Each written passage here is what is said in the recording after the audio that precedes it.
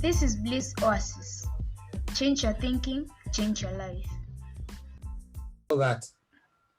You think 21st century women cannot ask for coils? Would you want a coil? My husband will listen, so you can choose whether to bring one. All right. Tell us about. Anyway, maybe you can tell us a bit about the poem. And then, yes. Tell us a bit about it, and then maybe read it for us. Yeah. So, "Marry Me a Coil" is a title that has really gotten me in trouble. Some I'm not even buying the book because they think I'm saying that their husbands should give them a coil. That's not a good dose, you know.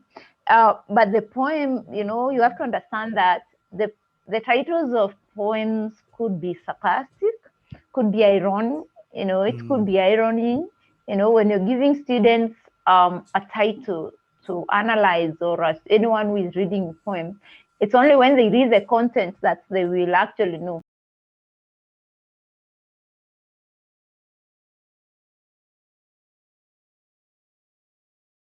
Welcome to Bliss Oasis podcast. In this episode, we feature Jerusha Kananu, a wife, a mother, a teacher, and a poet. Jerusha's poetry has placed her name not only on Kenya's literary map, but she has soared all over the continent, published in various anthologies, and in Europe, where some of her poems have been translated into Spanish. In this interview, she tells us how it all started at a failed but hilarious attempt in her Sunday school when she was a pupil, and how she later developed into an acclaimed poet she is currently. Welcome to the episode.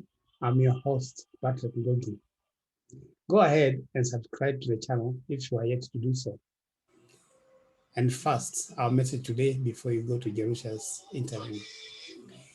Enjoying magical health. We are told that 80% of our diseases are psychosomatic, that is, caused by frequent worry and negative thinking. Let us be conscious creators of our own precious life, which is just a thought away. It was the ancient philosopher Plato who about 2,400 years ago said that if you want to heal the body, you must heal the mind. You can think yourself ill or you can think yourself well. Well-being is a natural state. Are you allowing it or resisting it?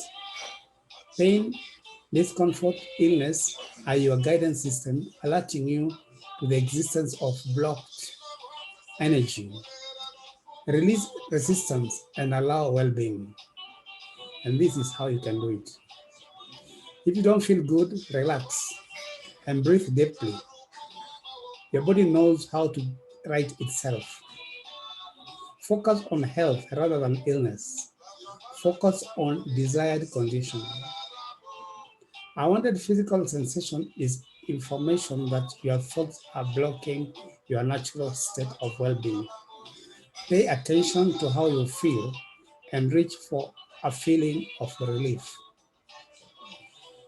However, if you're under medication or treatment, combine these tips with your medication, as they are not supposed to replace your treatment. Thank you. Now, welcome to our interview with Jerusha. Asante sana. Welcome again to Bliss Oasis Africa, where we go out there to get untold stories of ordinary Kenyans. And today we are blessed to host Jerusha Kananu Marete. Jerusha Kananu Marete was once described by, at least somewhere I read, she was described as a modern Okot Bitek. Those who don't know who Okot Bitek is, we'll have to go to the literature books and read about the famous East African poet. Jerusha Kananu is a Kenyan writer and author of poetry anthologies titled Echoes of Military Souls and Marry Me a Co-Wife and other poems. She is a graduate of the University of Nairobi, English Literature, and currently an MA student at Kenyatta University, Literature Theatre Department. She is a teacher, a performing artist, and a film and theater enthusiast. Please welcome me in inviting Jerusha. Karibu Jerusha, how are you? Fine, thank you, Ngugi. And how are you doing? I'm doing quite well, and I've read quite a bit about you, mainly from, I stumbled your Facebook page and became friends. And I've been seeing very interesting poetry. And the other day you were hosted by AMCA Forum, I think by Good Institute. And I attended a bit of it, and I had so many questions coming to you. And one of the things that really attracted me about your poetry, although I must confess I've not read the books yet, is that title which I've just mentioned, Marry Me a Co-Wife. You're going to talk about it later. But how can a woman ask her husband to marry a co-wife? Because we know women, obviously, I mean, it's kind of strange. But perhaps you'll tell us about that. And viewers will have to wait to hear that bit. But can you tell us a bit about yourself? Like, when did it all start? When did you start writing? Maybe just let's hear from the horse's mouth or the poetess mouth. Thank you so much for having me, Patrick Ngugi. I'm glad for your comments and compliments.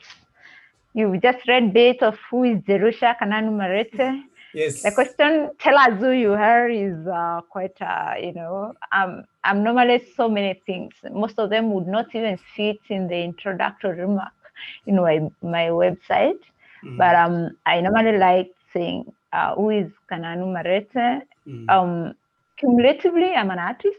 Yes. But now, artists do have other titles and other names. I'm a mother.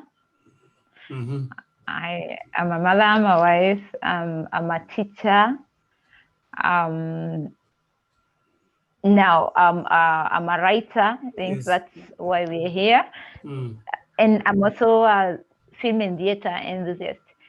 I love painting. I do a lot of things. You will tell us about them. Artwork. Yeah. So I think I'm so many things in one, but the main thing is I'm an artist. Maybe as a writer is the basic thing. I'm the author of the book you've mentioned, Marry Me a Co-Wife and Other Poems, the one that you're really interested in knowing what it is about. And an ode to, I wrote an anthology of poems, which is an ode to military, celebrating with a lot of, which is purely about military, their families, celebrating them and what they go through. I've been published in several anthologies. Locally, I've been published in, I think it's going to on them. I've been published in Soaring Above Pandemic. And then there's Millennial Voices. East Africa, I've been published in Bina anthology. Wow. And the 5 international anthologies. I've been featured in Benzine, Caravan Africa.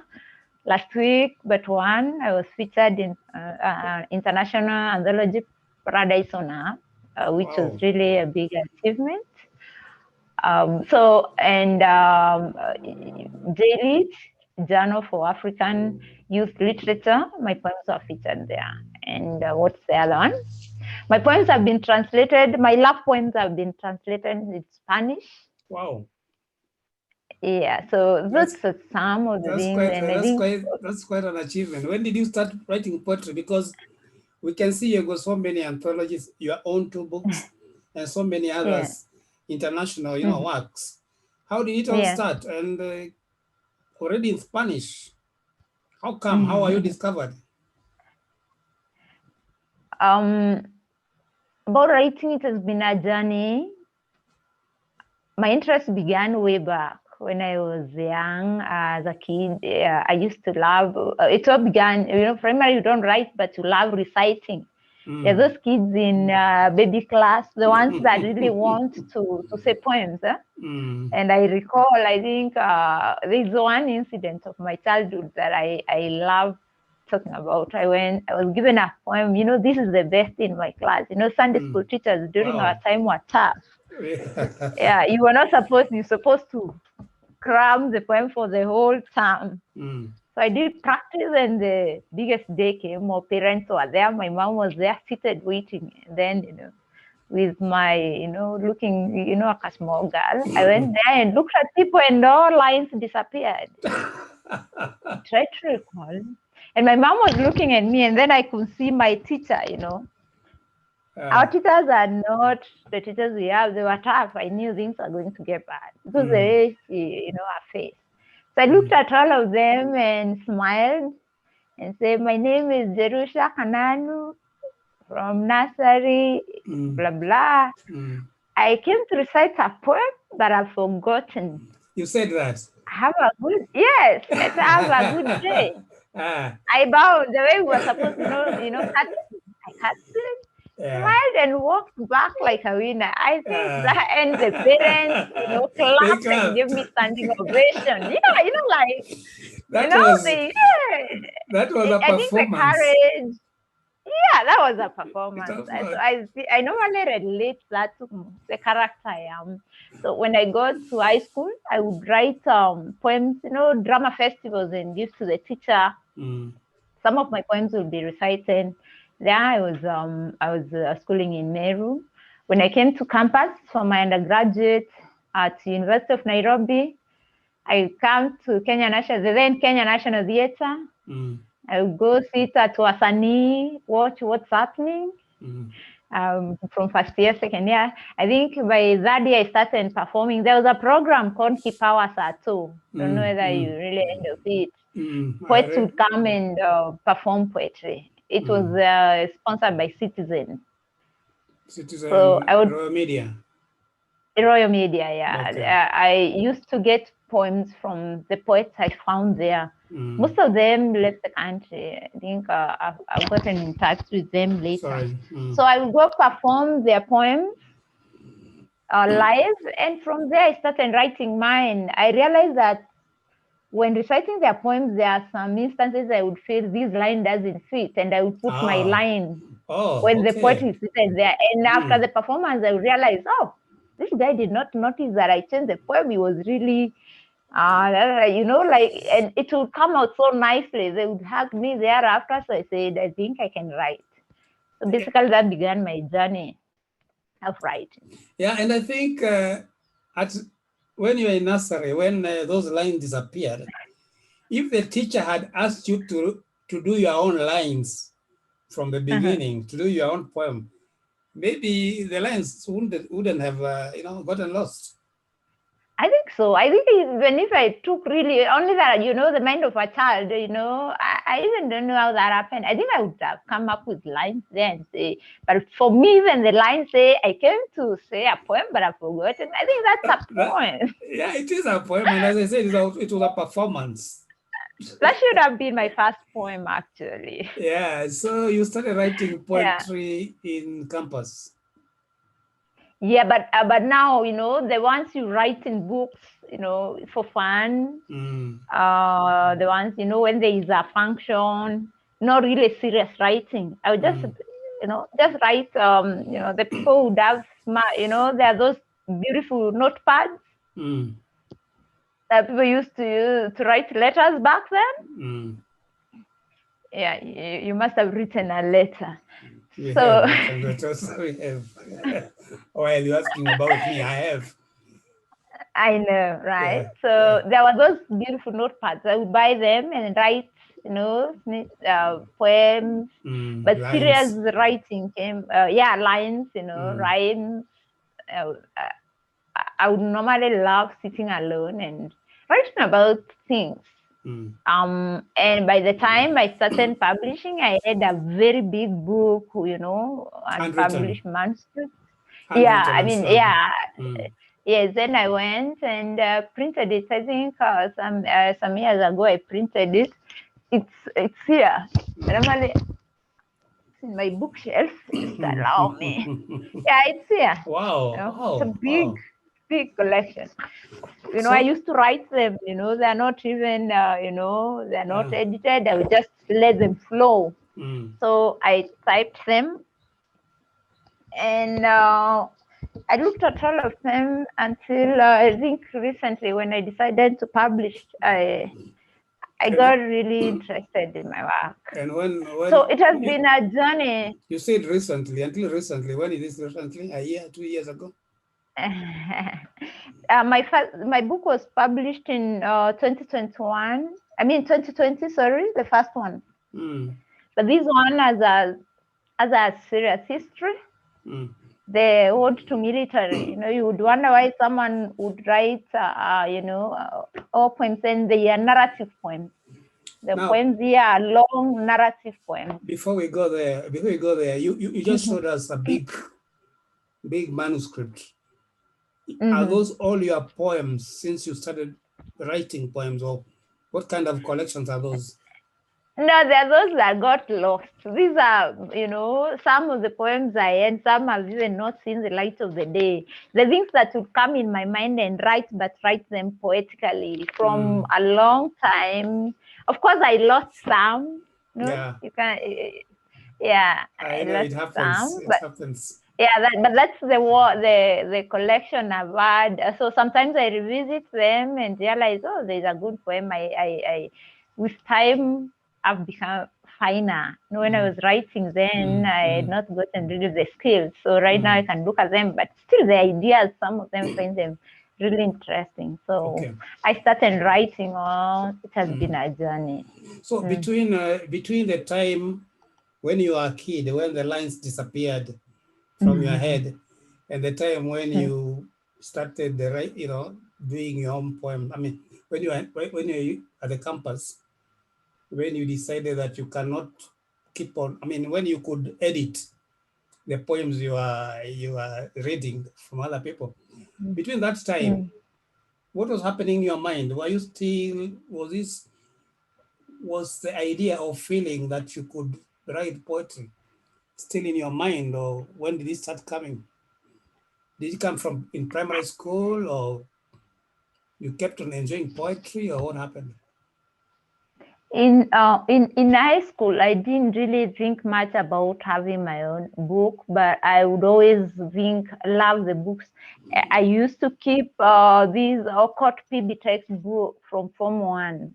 I used to have it there. So I used to love the one I just mentioned in the introduction. Yeah, Song of Ocol and Lawino. So he must have influenced you. He has in a big way. So I used to love books by, and adore people who write. Sometimes I thought these people must come from the moon having their own book. When I got to campus, I started thinking maybe one day I will. But it's after campus that I started giving it as when I started performing at Kenya National Theatre. It was Kenya National Theatre. I started thinking of having my own book. I would read people's stories, listen to the writers. I would just attend forums. Being at UON, I would just attend forums. I would meet people, and there were stories of how difficult it is publishing. But still now, the more I heard it was difficult, the more the urge to have mine came. And I really tried a number of,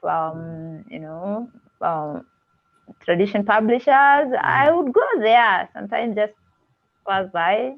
As even one day I dropped my old manuscript, as raw as it was, and I think they were like, I started walking around asking. Curiosity rose over time after campus.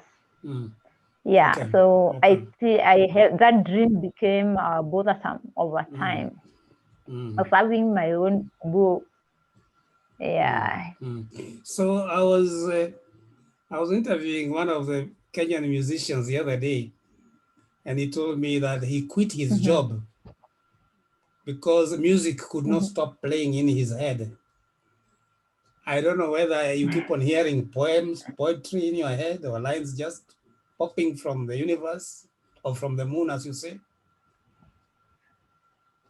The good thing is that I said I'm a teacher, so my job and what I do is something that is, they're in tandem. So the poems will always be, because if I'm teaching poetry, I will be glad to introduce students to poetry, and even just from my hand, the poems in my hand would just, I mean, they would just start wondering, where are you reading that from? That's not from a book, and tell them, I just thought of your name, and be saying, let's do poetry. So fortunately, I've not had to quit my job, because it has helped me run my old idea of poetry. It's true.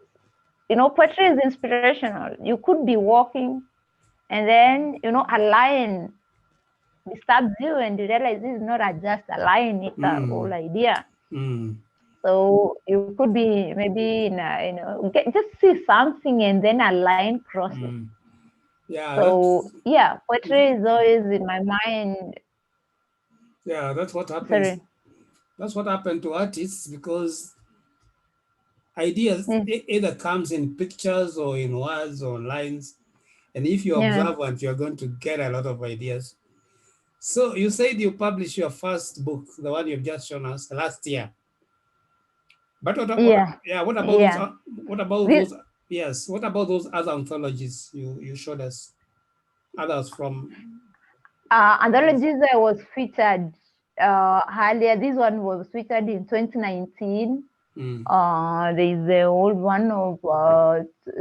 I think I started serious writing from 2018 and submitting, and also, you know, publishing on my page. You know, writing on my Facebook page. I started now sharing my poems with the outside world, until I think the last, apart from the national, international, I've also been featured in a high school anthology, Pace Poetry. Okay. The students can read my poems in high school, Pace Poetry. So I started in 2018. That's when I started submitting. There was always a fear, you know, saying, you know, I've not published, so how do I submit?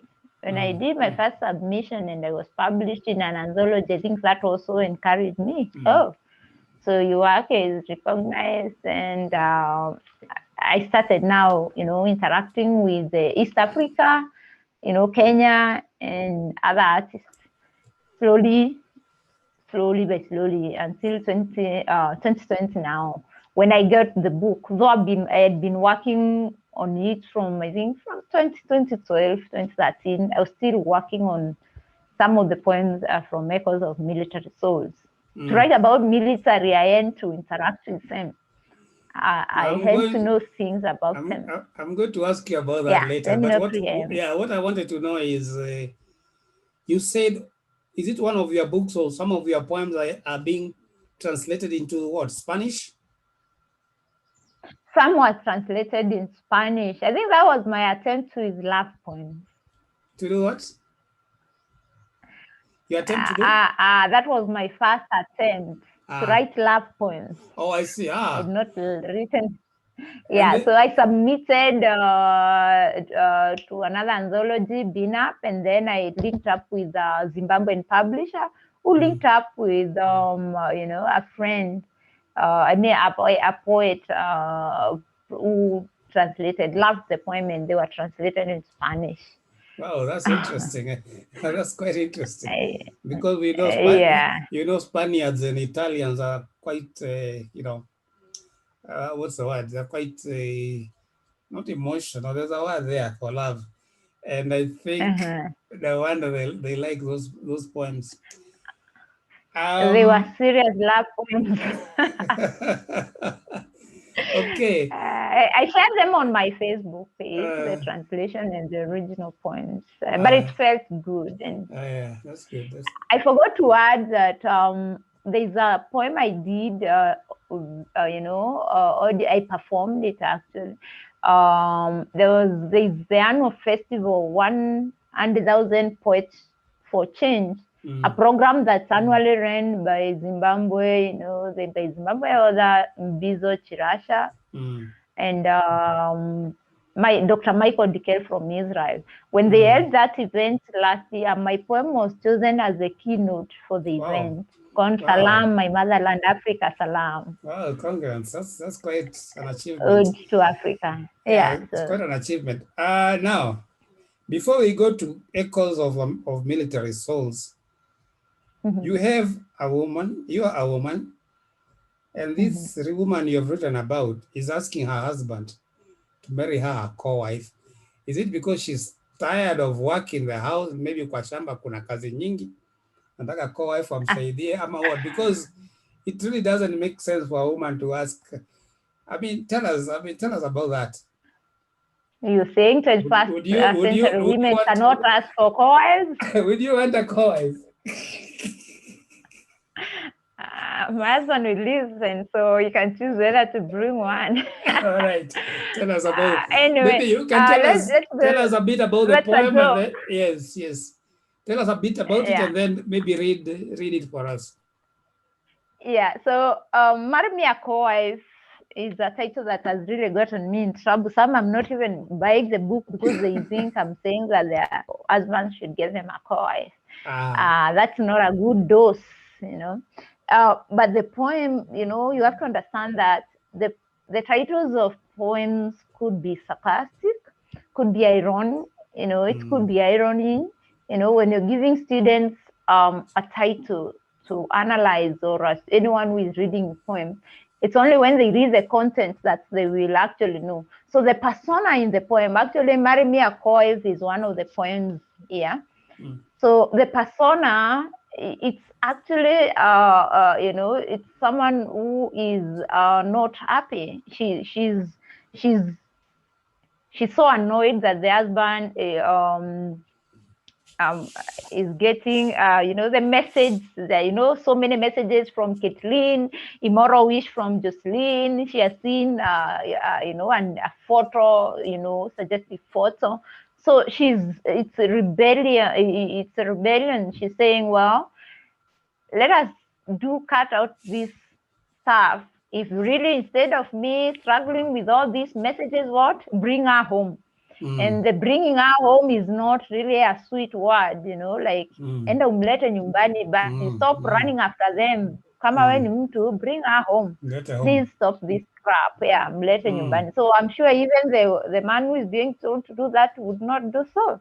So it's sarcastic, like, the lines go from a heart that is still, from the heart that is hurt. Bring her home. If that will, end the strife. So the poem is the woman is rebellious.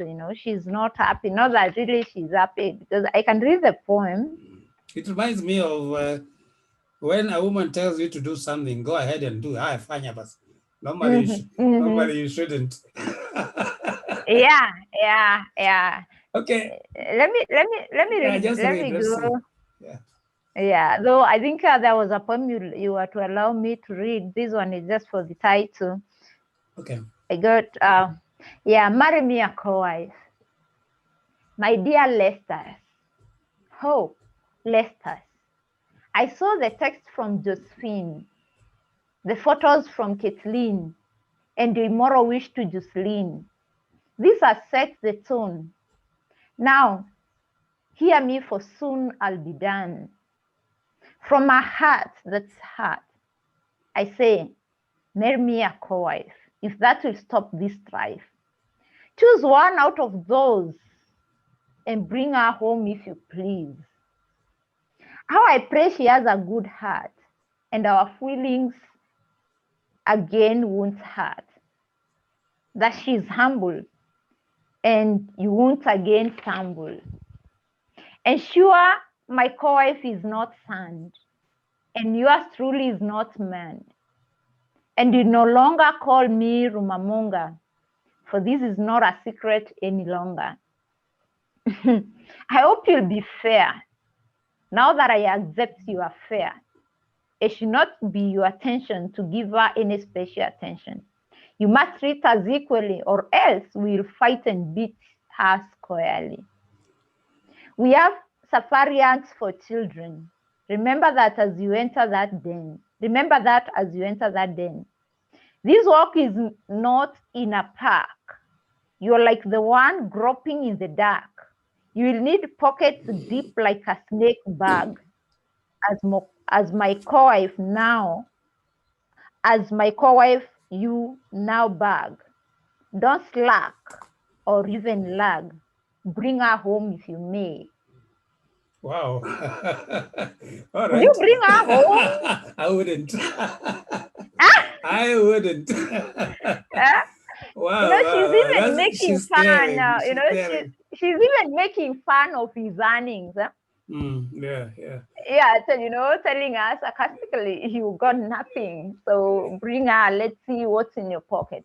So Oh, I think it's a nice way, the African way of, the African way, the I parents know. used to see. Yeah, yeah. Mhm. No, I remember when we were kids, and maybe Uh-huh. mama anaenda sokoni alafu akienda anaambia namushine mwana, Mchome yani mtoto namchome kabisa. mtoto, mchome mtoto. So I remember funny one that I was shared some other times. Waliambiwa, I'll say it in Kimeru, then I say, ng'ombe na chupa atuere ende yanga chiki hoteli. The cows don't give them grass. I'll come and take them to the hotel. to the what? To the hotel. Nitawapeleka hao ng'ombe hoteli, msiwapee nyasi kabisa. And you know what that means. It means you do Ah, what you are supposed to do. Yeah, that's quite interesting. that, And listening to you read that poem reminded me Mhm. Song of Lawino, Uh-huh. also by Okot Bitek, Song of Lawino, where Okot this P Bitek. yes, Yeah. where this woman was tired of her husband and she was Mhm. telling her, I think there was a Clementina who was alive or Yeah, something. Clementina, yeah. The Quite modern woman. yes, quite interesting. So, yeah, that's one of the poems in Marry Me Co-Wife.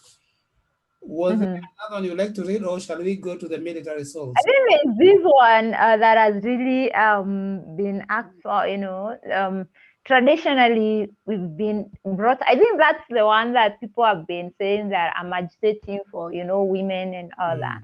That I grew up in the village, and every time maybe a marriage or a union, there was no child, the woman was really looked at as the failure. Yes. And it became like our culture, we would always even know, oh, that woman has a problem, they don't have a child. And we grew up until I think later when you go to school and you learn anyone could have the problem.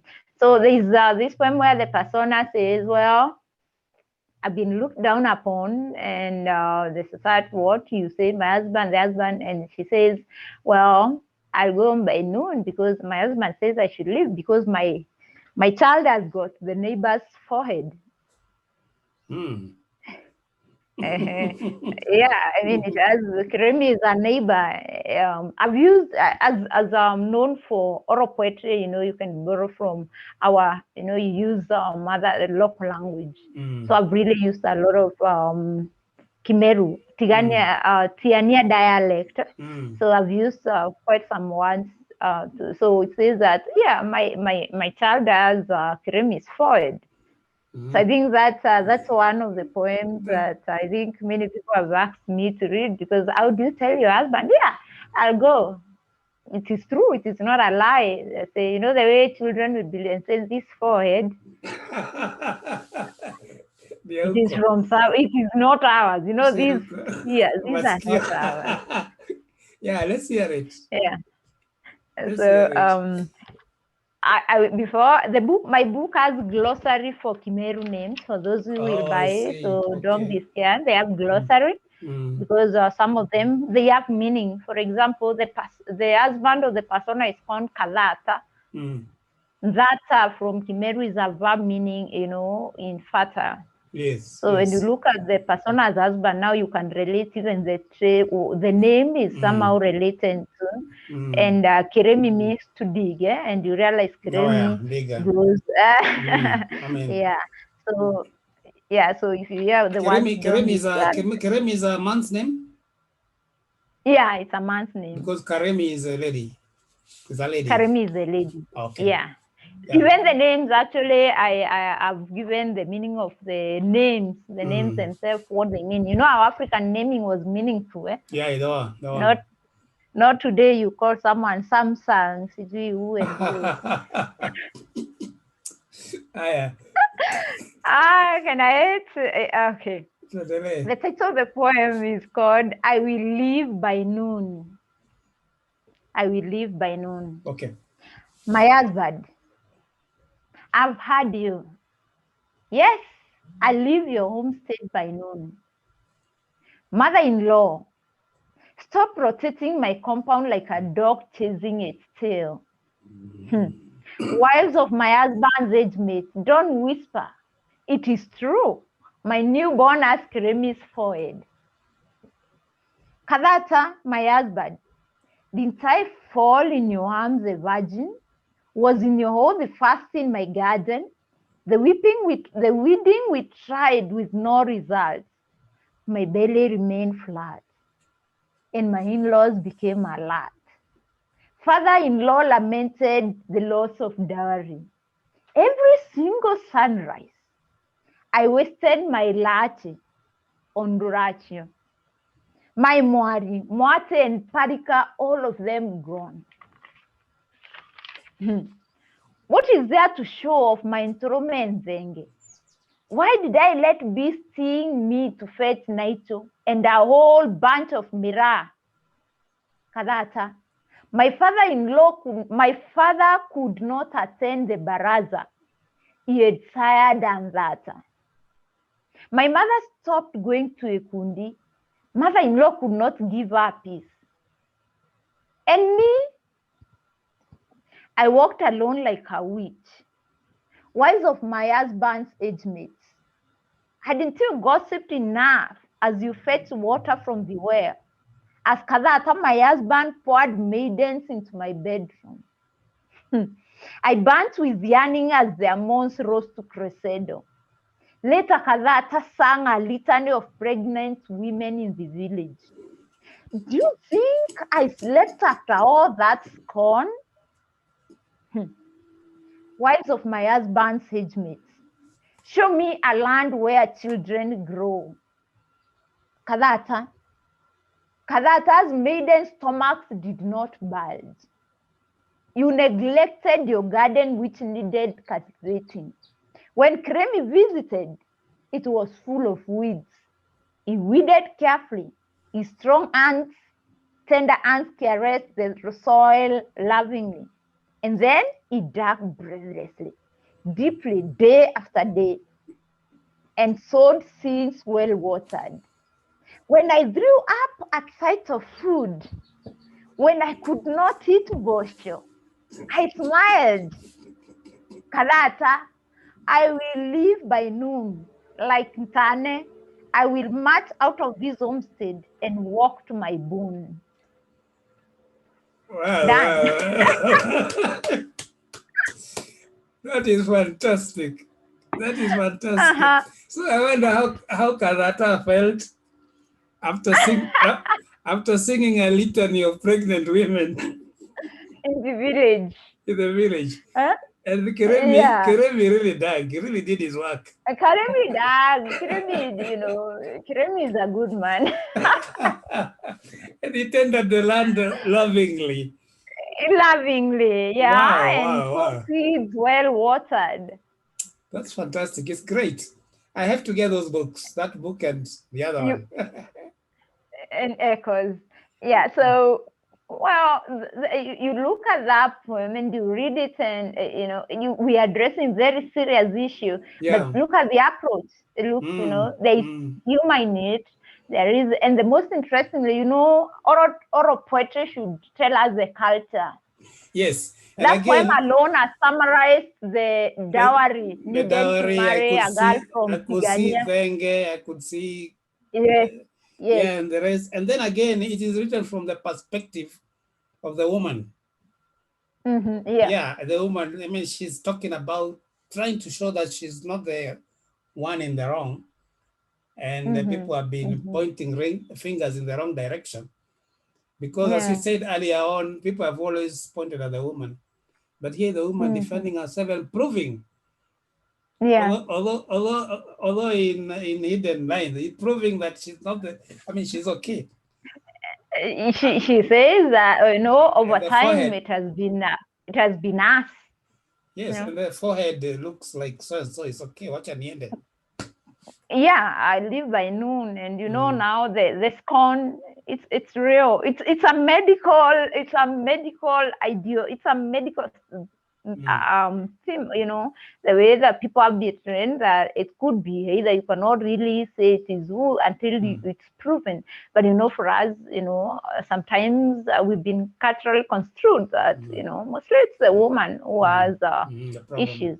And sometimes even they have gotten, co-wives, Yeah, and so there are that people who have even divorced and married several women, each of them not bringing a child. So but the ego is so big for them to accept that they are the one in the wrong. Yeah, so I think I love, the way I write, I love the poetry, even the way, I love this moment. It's beautiful. Now, there is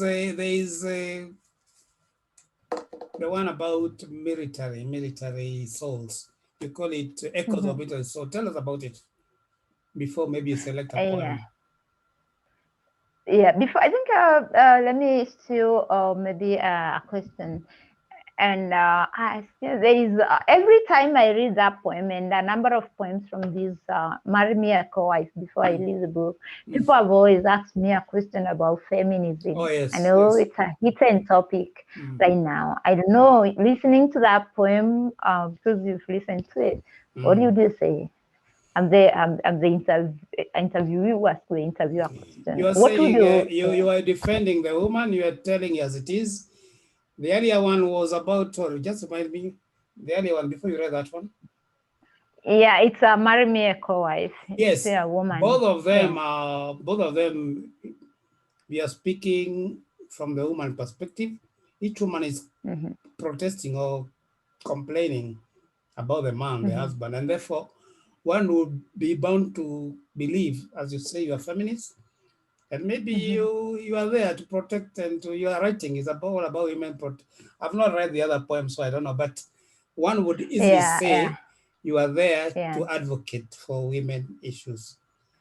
Maybe that's right, maybe that's wrong. I think that's exactly where I wanted it to lead me. This book has also poetry that questions about, there is a poem whereby a man is our culture has taught men to be silent, even, gender-based violence. My research, my thesis is about gender-based violence. And like where I come from, a man, even if you're being beaten by your husband, you should not speak. By your wife. So my book also, as a male persona, is asking the other one, up to what time will you keep quiet? Will you wait until you die for you to say you're being beaten by your wife? Well, so that brings quite, some ask, you're talking about men, you're talking about women. Now, are you a feminist? And I love answering that feminist question because it's a very hot, it's a very sensitive area.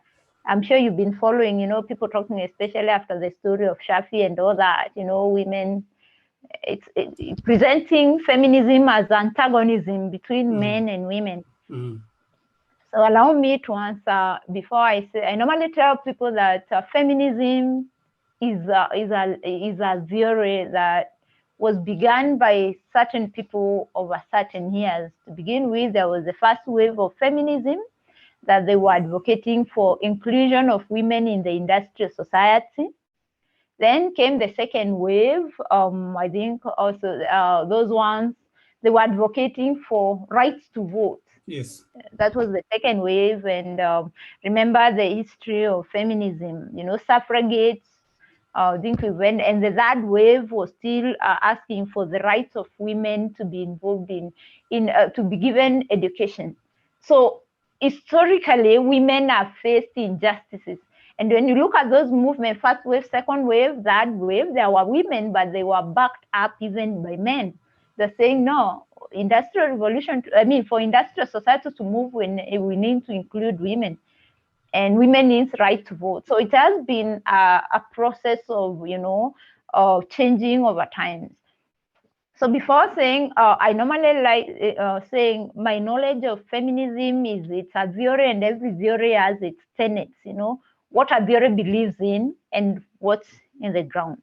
the first ideology of feminism any feminist knows is that for feminism to be there, a woman is oppressed.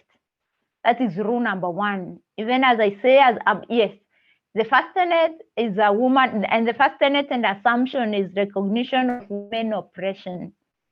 So when there is a woman oppression, I will be a feminist, because that is one of the ideology of being a feminist. And this does not only happen to me, Patrick. If listening to my poem number one, if you were there and you looked at this woman and you knew what was happening, definitely you would want, you would feel an urge of, saving this woman from the oppression. And for that, we say that feminism is not only for women, we need men to have it. So when a woman is oppressed, I am a feminist. I speak that one out. And number two, the second assumption of feminism is that we normally say that gender is socially constructed, that the society changes. We've been construed by the society to believe, we're told men don't cry. The society told us then men should not do like this, like I've told you in Meru, men should not cry or should not show weakness.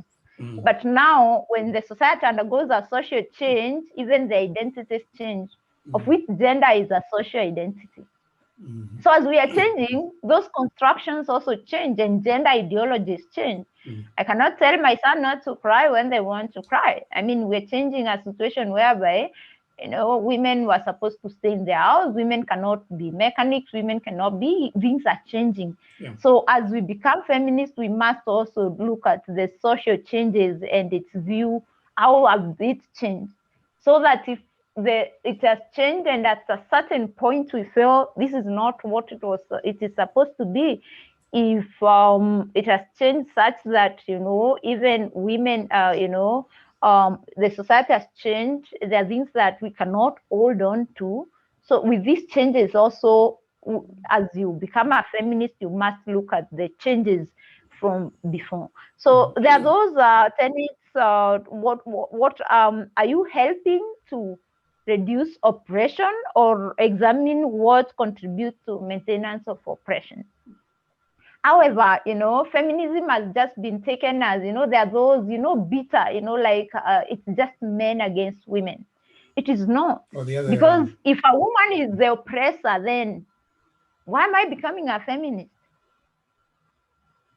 Can I say I'm a feminist if I am fighting with a woman who is oppressing the male, and then I stand to say, so feminists have what they stand for. And unfortunately, it happens that in most cases, it's the women who are maybe vulnerable, but that does not say that men are also not. So as we fight patriarchy, we advocate for things where women are oppressed. We try to, remove oppression and maybe fight what maintains oppression, but it's not. And for this to happen, we've seen men do a lot in empowering, where they see oppression. Some of them actually, if they're, when they don't need to be told, they have contributed. But when we take it as, this bitterness, a woman, just a man says, and we back at even without thinking, and, we cause, our children and make even our boys, young boys, every time we're looking at men killing women, young teenagers feeling that women are enemies, they're not doing it right. The bitterness, the hatred, the society, the break of the cultural, we've broken the need that held us together by leaving our culture and taking the Westerns that we don't even hold to our values, and then our children know. So I'm a feminist when there is an urge to liberate an oppressed woman, but also I support that men have played big roles, and it's how you say it, how you value it.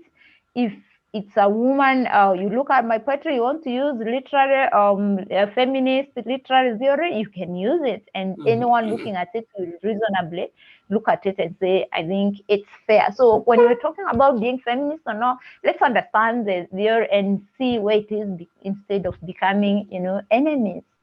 and bring our children that. My son should know that, the girl next class, the next, my desperate, the girl here can be whatever she wants to be. She can be my manager, and the girl should know this young man, like complimentary, not really the backing up with being and the bitterness. I think I'll stop there. There's much I can say about feminism. I think those who didn't know really that the real meaning of the word feminism, I think they would understand it. It's not a war against the men, really.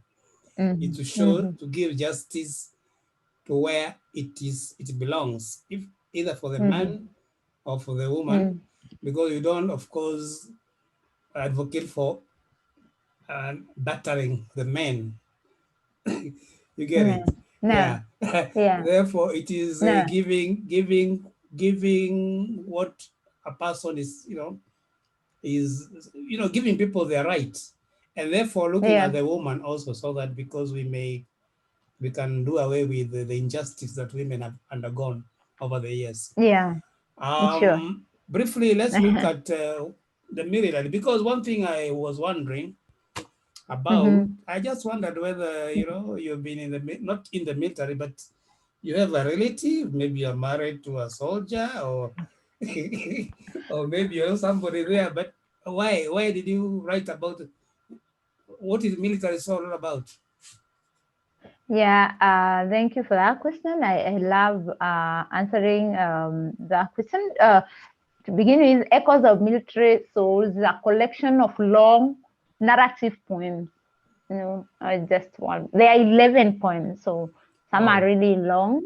And very soon, let me announce that a film is coming with some of the poems there, and it's going to be good. Yeah, it's I mean Simiyu Barasa, I think a known film star. You know Simiyu. Yeah, I think we are working together. He read the book and says that whenever he's reading, he sees those scenes in being a film star. You would look at them. So he's working on them. So I basically normally give to what motivation for Echoes of Military Souls.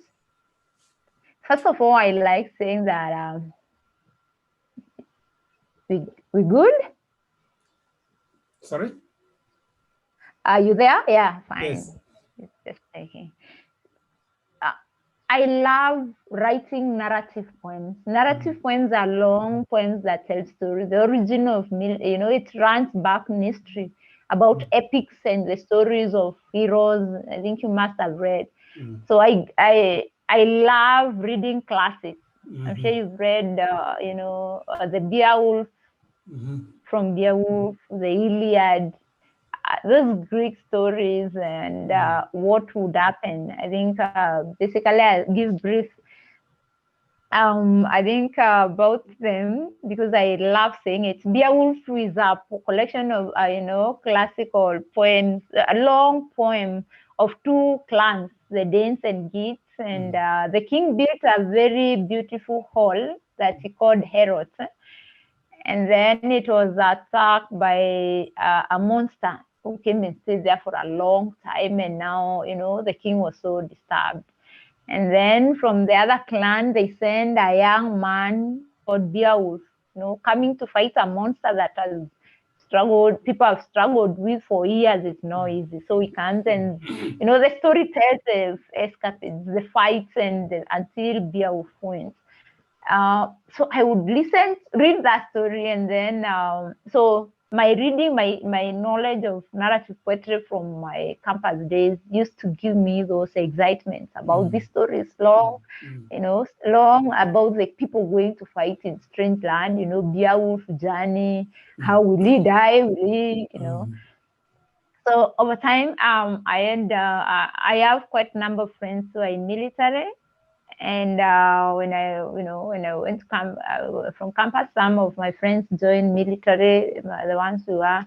But this particular friend was, the time that Al-Shabaab was there were so many attacks, and that's when our soldiers started getting, being sent to off. And so I had this friend who would come tell me their stories about what happens when they go there. And when you go back, you would call me and tell me we are we are dug in, how they're dug in, and then they put, cover grass, and they can hear the footstep of the enemy, and the shooting. I got really excited, and every time I would see maybe the bear wolf, and now he would run, I would see these people as they ran, and then he would tell me, do you know when we lose one of us, we get charged, we get even annoyed and we kill many people. And that would take me to another one of my favorite epic, what you call the Iliad, There is these are Greek story of a warrior who refused to go to war because they had fought with, because they had fought, the Iliad is by Homer, Yeah. So they had fought, they disagreed with the leader, Agamemnon, quarrels with Achilles, and Achilles refused to go to war. And when they go there, when his people go there, they are beaten by a Trojan. And one of his best, he feels so bad that he goes on a revenge mission to kill, to revenge, His best friend was Patroclus. So he mourns a friend and then decides to go revenge so that he can kill the man who killed his friend. So when my friend comes from the war, and when we get to sit down, sometimes talk for a long time, he tell me how they get, the friend gets hurt and they have to cut them. Sometimes they fall down. They tell you maybe they are carrying a picture of their child and give you, they take this to my child and they die. So you go there. So I would always see my epic characters and say, why are these, there was a correlation. So unfortunately, one time he left for the war. We were talking then. And I think his last call, I didn't know what happened. Just told me we've been attacked. And then that was, I couldn't get what's happening. And that was the last time. I didn't know, we were just mostly this kind of friends. He was creative too. I think the way he used to tell me those stories. So we didn't know even much. So after that, I didn't know much. But he disappeared and I looked. I tried to figure out or could remain his stories, the songs they would sing as they would go, telling me how they would, when they are high, they would tell stories of encouragement and sometimes, sing. He would tell me about those stories. They would again take me to Canterbury Tales that I used to read, to love Canterbury Tales, the way they would say, at the end for Canterbury, they'll then go telling each other stories so that the journey would, so I would also imagine them. So there were, there is this story that has happened, and then there is my love for narrative poetry or epics. So it's from that I started writing, First of all, there was this poem I wrote. I tried to imagine what happens now. Like that one disappeared, and there was a big gap. For me, there was a big gap. Now who will tell me those stories?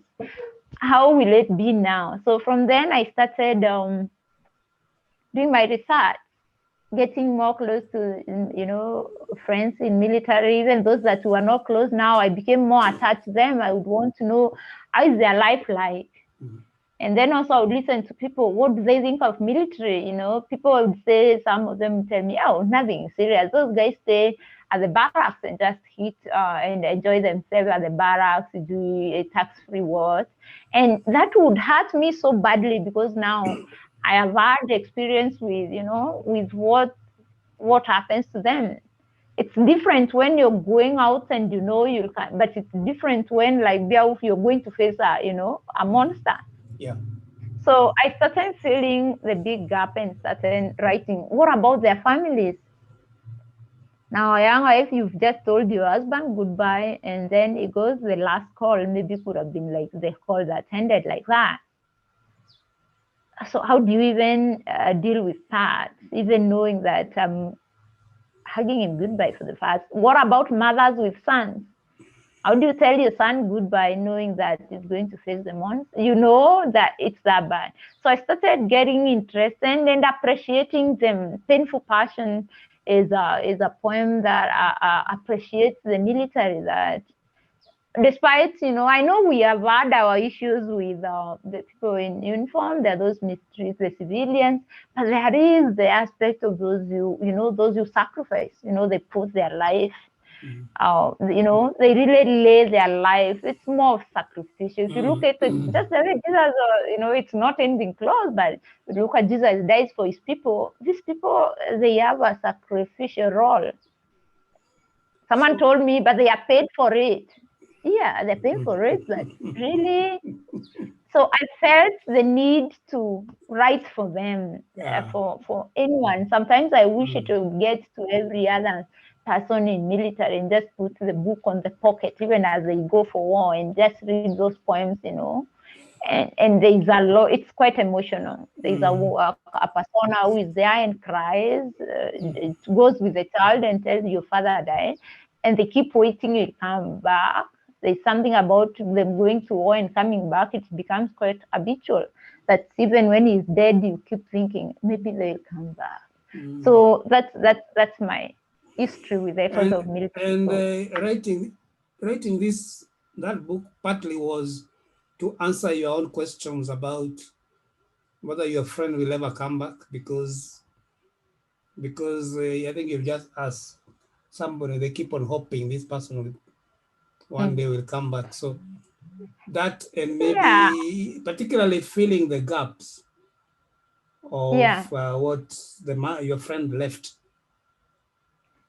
Yeah, but you see, it's a bigger picture. It's not just me. You see, for me, the poem may indicate otherwise, but we were friends. And you see these imaginary friends, and not just friends, but, who also create. You see, now we are also storytellers, they will tell me, being a writer, someone who you come to value, someone that understands your being.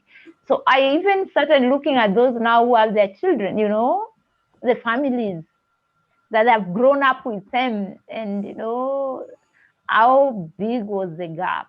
I also started, I interacted with one of them who had come back injured, and even he was not stable. Every time you just sit down, you would just hear the explosives. He would just lose his mind, and it does not become, things are never the same when they come back. It's not. So I started also thinking about them. I started feeling that maybe I can write something to appreciate all their sacrifice. If it's in a small book, in my 11 narrative poems, it's something I need to do. That's quite interesting. And you said it is becoming a movie very soon. How soon? Some of the poems, I think 3 of the poems are being into film by yeah. And I hope one day maybe I'll get a producer who will have all the poems as film, because sometimes I sit down and just wish I could see it, and they take the storytelling nature being also in theater, you'll not miss the dramatic aspects in my work, because I'm in the school of theater. So you'll always, I imagine 2 soldiers left for the war, they left their betrothed, then they come back, find that, the wife was taken, you have to start, all those, a lot, there's a lot. I know. Yeah, and very, very many people take the military for granted. I mean, they are there in the barracks and they take care of the Al-Shabaab, let them do it. But then we rarely look at the human aspect of the person. And I have a friend of mine who wrote a book last year. It's called The Bootstrap. And he looked at the life of the soldiers fighting Al-Shabaab. But that's a novel. That's a novel. And it's quite interesting. From when you read that one, you realize these are real people. These are real human beings who have pain, who have relatives, and so on. So it's quite commendable. And we look forward to read the echoes of military songs.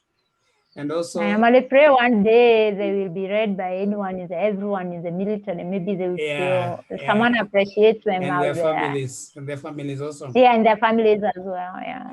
So you are writing. Just a question before we come out of poetry.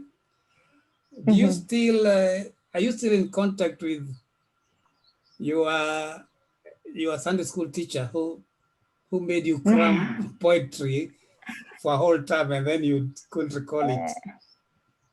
Yeah, not really, but I think she's Many years ago. she was happy with me, if I can recall. No, it was I was really A long time I ago. really don't have the whole Yeah, clear it's a long time ago picture. I because just remember the event. because I would wonder how she would feel seeing you now. The first time you couldn't, you couldn't. Yeah, but I think what I remember is that I think she joined in the clapping. She was Oh not yeah, really she oh did yeah, not it was even yeah fun. she joined the It was clapping. fun. Yeah, So yeah, and I think oh sorry. yeah, you are saying something. Just go on. I Yeah, I was. was saying that if I She was saying what? sorry Oh, to you're saying interrupt. what? You're saying what? You're saying something. Oh, you had told me to say something about military poems, echoes before I read one of the poems. So I think I was saying, Oh, you have one. I remember. Yeah, I don't know which one you would want to hear. Whether it's I don't know them, but ah, you told me they are quite long. Maybe you can just read a section. yeah, this is just a Just read section. maybe Oh, a short. there's a short one. The one appreciating military is not Yeah. as long. Mm. Yeah. That's the one that I appreciate them. The others are stories and they are long. But I read Painful Passion. Mm. So the last man standing. You may be a little broken, slightly bruised, permanently scarred, and sometimes betrayed. You may be unappreciated and sometimes forgotten or mistaken. I'm talking to you, dear soldiers, who slept in the bush last night digging, protecting us. I'm talking of you, brave soldiers. You put your lives on the line, sacrifice your whole for the love of your country. No amount of money can pay the painful sacrifice. Look at me in the eyes, brother. A great reward awaits you. If the nights are quiet, the loneliness loud, and the weeds so cruel, look at the stars. The brightest star is your hope. Do not lose it, brother. It will bring you home. Let not the memory of your fallen brother engulf your mind and blur your vision. Let go. They served their time. Pay the ultimate price. Focus on your star, brother. Smile as you mourn. You are a hero. The country is proud of you. Mother will welcome you home.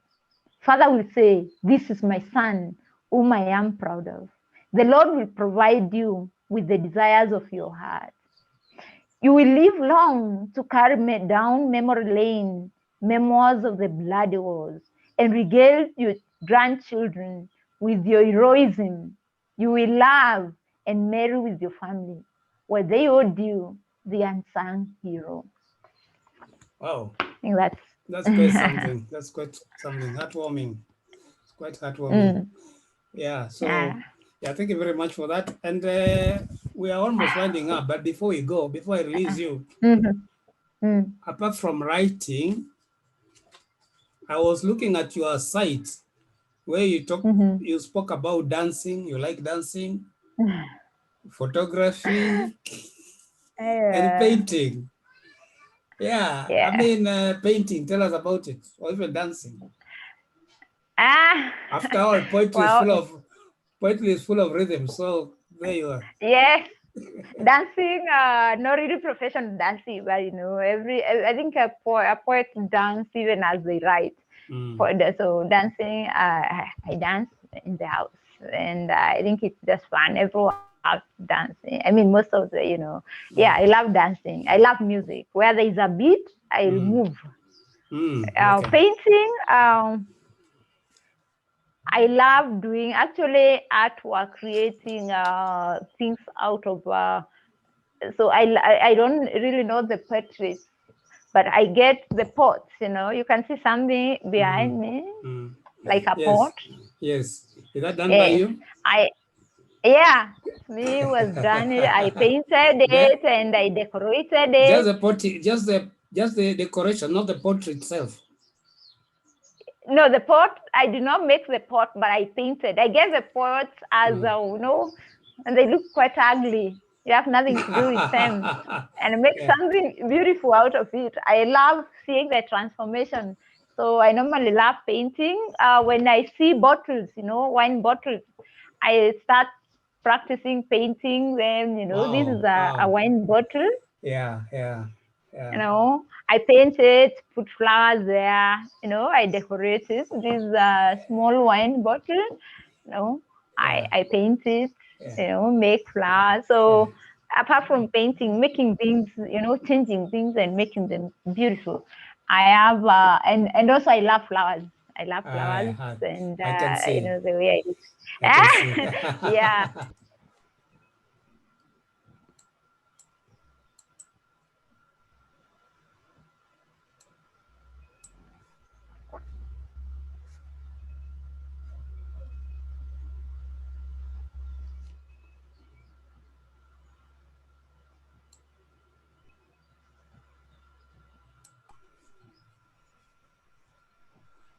So what's happening here?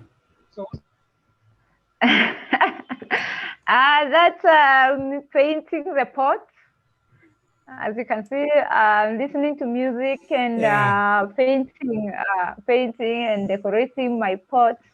Whenever I feel that I can't write, when you writer's block, I go take the pot and paint, take different paint, put on music. I think that's where the dancing was coming from.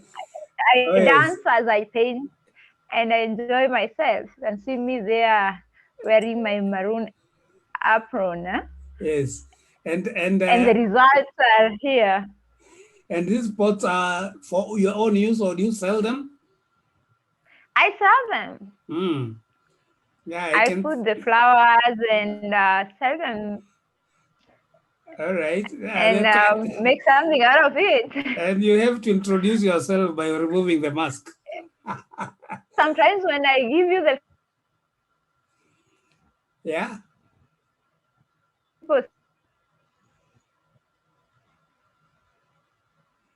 smells, see that one? There's a black one somewhere here. You can see a black pot. So when my sisters look at them, they say that maybe I got it somewhere. So I have to, evidence-based. So I paint them, make them beautiful, and if someone is interested, they call me, they tell me about their house. I look at them. I think I love interior decor. I look at your house and look at what I can make out of it, and I feel good. Yeah, that's quite good. You're very, very, very creative, because here you are hitting two birds at one stone. One, you are getting out of the writing block, but also you are doing it creatively. Yes. So and music. Yeah, and the music also. Yeah. Looks like you just finish your wine and you give me your bottle. I just make something out of it. Like they reuse. Yes. Of that, the bottle looks so beautiful. Instead of, I think it has a deeper meaning that ending can be what you can make something beautiful out of anything. Yeah, that's true. That's it. Yeah, I think it's a bigger analogy to life. That when a bottle, you're done with the bottle, it's thrown away. Yeah. So that would be the end of its life. But we have the capability as humans. Also, even if someone is broken, to bring them, we can maybe using our kindness, our, humanity, raise others and make something beautiful out of something that. So it has a different meaning. Yeah, we have a lot of unused potential, because we have people. Well, I'm one example. I know I have a knack in painting, but I've never taken it seriously. Mainly because maybe you should. Yeah. Maybe I should. You should come and give you a pot and supervise. Don't start thinking, you want to make a portrait that looks like me. Yeah. No, take a bottle and play with colors, make it glitter, make it, it starts there. Yeah, that's an idea. I'll take the challenge. So it's been quite a journey. When did you start painting? How happened mostly. This came when I started writing. That should be like 3 years or 5. I mean, when I started serious writing, and I started serious writing, that's when I would feel I need time alone. Though I paint often with my son, he also loves painting. But sometimes when I want to be away, my son is 10. 10. Yeah, Okay. one was 10. And actually, he's the one who had the interest in painting, and that's how I got it. I would join him painting, and then over time, I think he would paint. You know, for him, he can paint animals, what, make what. But I realized I'm not good at drawing, so I can't paint nothing. So I had to look for something to paint alongside. So I took a bottle, and the journey began. I promoted it after finishing the wine. Yeah. I started with a small one. It looked good. I went to the big one, and then I graduated to pots. I don't know what I'll paint next. Maybe house. You never know. So You never know. Yeah. So thank you very much for your time. We've been on for almost an hour, and I know there are a lot of other stories. There's so much story we might not have yet touched on. Maybe that can be for another day.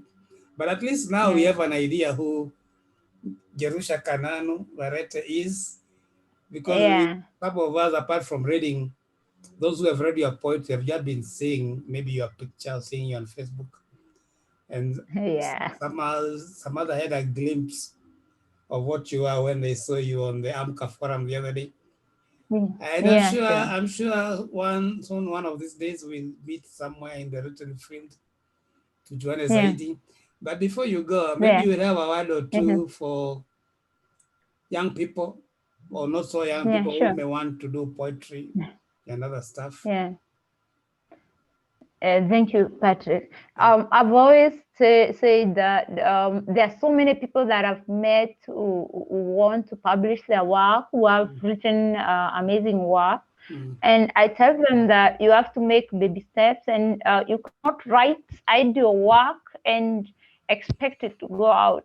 Those who listen, AMCA Forum is a place where I was really fine-tuned. They played a big role in the poet I am today. You can submit their work there, they critique you, and if you're a strong person, you become better. So be open to those forums. Don't keep your work to yourself. After my first book, I realized I had serious weaknesses at editing. Editing, I could write a poem, but I would feel something amiss. And there's the Lucas Wafula is doing a very beautiful course in editing that I always say it's after entering, joining that course that I can now look at my poem and say, nah, this one I have to do with. I have to do away with. So such forums, like it's called Global Editorial Course, a 3-month course where you do practical skills. You present your work there, the other classmates, they look at it, you critique it. By the time you come from there, you grow. So you cannot just, if I tell you I just developed and started writing and became, it's a lie. So be open to those forums. Sacrifice is key. And you have to read other people's work. You need to read. You have to read from what others. You cannot. Someone comes. They don't even want to buy a book yet. They want to write. Sacrifice is key. It's good. You read other people's work. Know your. Know your place. If I read, I'm not good at lyrical poetry, but I know I can write it. I look at Wanjoi wa Makoa, Dr. Makoa, is good at all forms of poetry. That's my lecturer, and is the one who reviewed my books, Stanley's paper. He writes nice poetry, but when I look at, I know I am good at narrative. Unless you read and listen to others, you will never grow. So be ready to learn, be humble. Humility is key. I'm learning a lot from you. Patrick, you've been there before me. So I think every time you meet a person, be willing to humble yourself and get from them, let them dispense knowledge. Appreciate those who have made you. Like I normally have a list of people, my supervisors, Professor Bura, Dr. Emmanuel, Tony Montama, Alice. Lady Lillian, you know, all of them, Dr. Tomo, they've all mentored me. They have Okay. made me who I am. Okay. Appreciate them, respect them, and never, we have a problem when you write, you feel your manuscript is perfect, you know. You go and say this one, they refused to look at it. It's super. You'll always feel your work is super until you give to the editor. Yes. And special thanks to Lucas Wafula. He has just worked with me on so many projects. And honestly, sometimes look at the poem and sorry, you know, we're discussing this Jerusha. And that tells me I have work to do. I've slept, I've worked on a poem until I realized it's 6 in the morning. And I'm still working out. So there is need for sacrifice and humility. Just be humble. Yes, yes. We'll get there for those who have been there. Like you people, we really respect you. Thank you. And yeah, thank you very we much. are happy. I think the main thing there I've taken from there is that you can never be your own editor. You have to give your work for somebody else to look at. You need a mentor, people to critique you and show you the way. And also your work, don't keep your work to yourself. It's like lighting a lamp and putting it under the table. I mean, it will never shine. Absolutely. It will never shine. Yeah, absolutely. Yeah, absolutely. And there may be, we've been mentioning about AMCA Forum, and there may be 1 or 2 people who will be watching us, and they might not know what AMCA is all about. Can you tell us what AMCA Forum is all about? You've been there? AMCA Forum is they hold their this time they meet online. It's I call them organization, but mostly geared towards empowering women writers. We've got institute in Lassen, so they work together with them to empower women writers. But that does not only mean that those who submit are women, but they empower, the upcoming artists. And what you do is that you get the email, you can even go to their page and look at when they're asking for submission, submit your poem. It will be, it will get critique from the best. You will not be happy. There are those that you give your work and they tell you, it's good. The first time I took mine there, they said it's mashakura. No, I really, you need to work on your poem. They didn't know it's me. Yeah. So it depends on how you take the feedback. But I take that forum and that's where I met my publisher, Lucas Wafula. Lucas Wafula's the press book list press has published my second book. And that's why I met him. They advise, and sometimes your work is so good, they tell you to talk to them. They help. So you sit there thinking that no one can help writers, whereas there's someone who will look and say, that's an amazing piece of work. I want to know who wrote it. Yes. And you could be called from your village to come and, work with. So I think those are some of the avenues. There is Modern African Literature on Facebook. Follow those. Don't shy. Share your work. Of course, the one that you fear that it could be taken, but open up until you're seen. I also want to thank Mystery Publishers. They published my first book. So Mystery Publishers and Booklist Press, they have really helped me in the process of growth. And all those who have helped me in this journey, I cannot mention their name. Allow me to thank them, all of them. Dr. Mike Dikeo, Dr. Bob from Israel, the other one in California. And my family for support. Before you left Amuka, all my family came in. All the Meru clan, Until Amuka said that Hapa Kumejawa Meru, more people. If yours was live, you'd be in trouble. And the Jerusha my was there.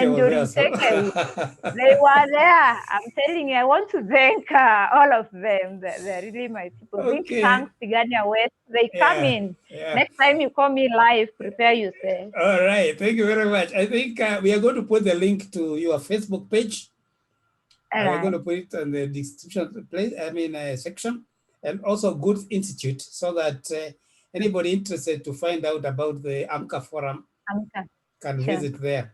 So thank you very much for You can giving also us. tag Global Editorial Center. I think those who would want to join and work on their editing skills, I'll just share with you.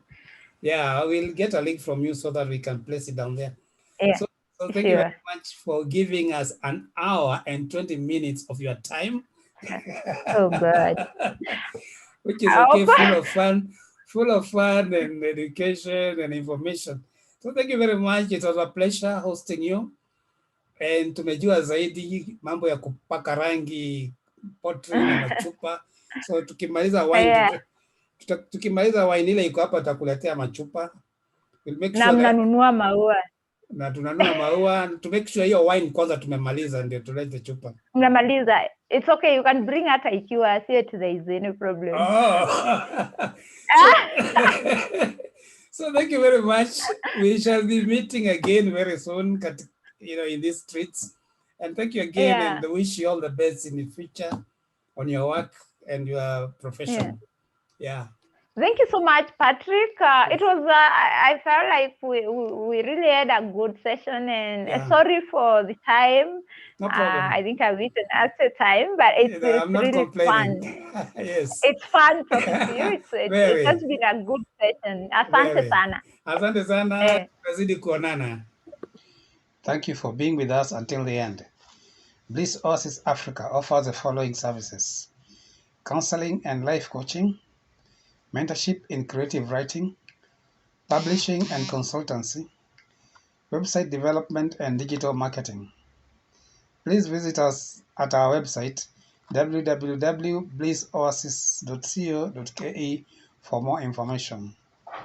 You can also call or send us a WhatsApp message on 0722 563 544. Thank you.